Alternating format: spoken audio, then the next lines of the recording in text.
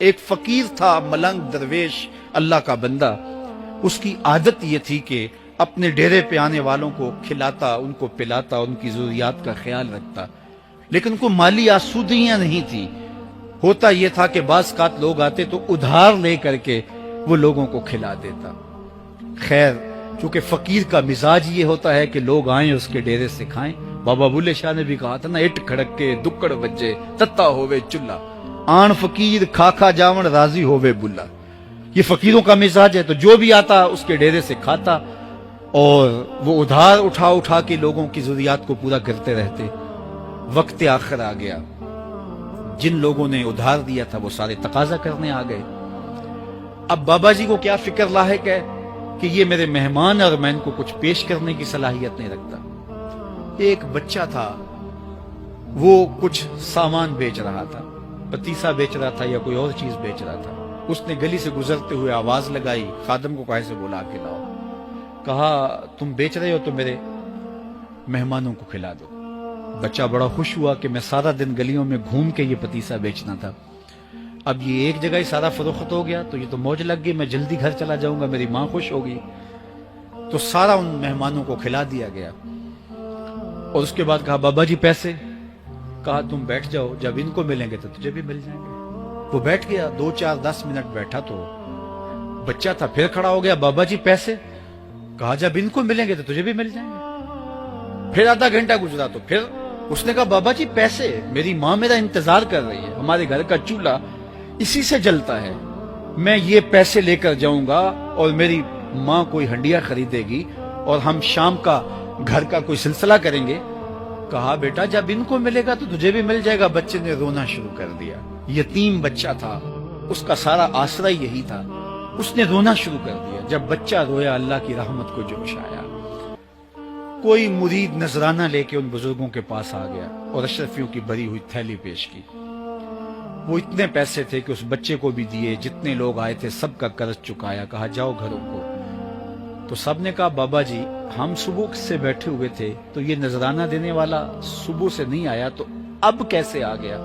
کہا صبح سے تمہارے اندر کوئی رونے والا نہیں تھا، ایک رونے والا آیا تو باقیوں کا بھی کام بن گیا. بعض اوقات کسی ایک شخص کی وجہ سے باقیوں کی خطائیں بھی معاف ہوتی ہیں. آج ہم اجتماعی طور پہ تا حد نظر اندر باہر اوپر نیچے اتنے لوگوں کے ہجوم میں اللہ کی بارگاہ سے یہ توقع رکھتے ہیں کہ مالک اتنے ہجوم میں کوئی ایک تو ہوگا جو تیرا لاڈلا ہوگا، کوئی ایک تو ہوگا جو تیرا بہت قریبی ہوگا، کوئی ایک تو ہوگا جس پہ تیری رحمتیں برسیں گی. تو مالک اس کے صدقے سے ہماری خطائیں بھی معاف کر دے، ہمارے گناہ بھی معاف کر دے. کوئی ایک رونے والی آنکھ مل گئی تو باقیوں کا بھی کام بن جائے گا. اٹھ فریدا ستیا تے میلہ ویکھن جا، وت کوئی بخشیا مل جاوے تے توں ہی بخشیا جا.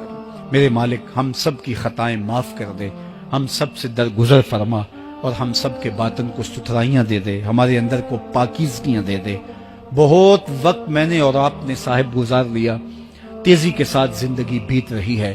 میں اگر اپنے آپ کو دیکھوں تو میری زندگی کتنی بہاریں کاٹ چکی ہے.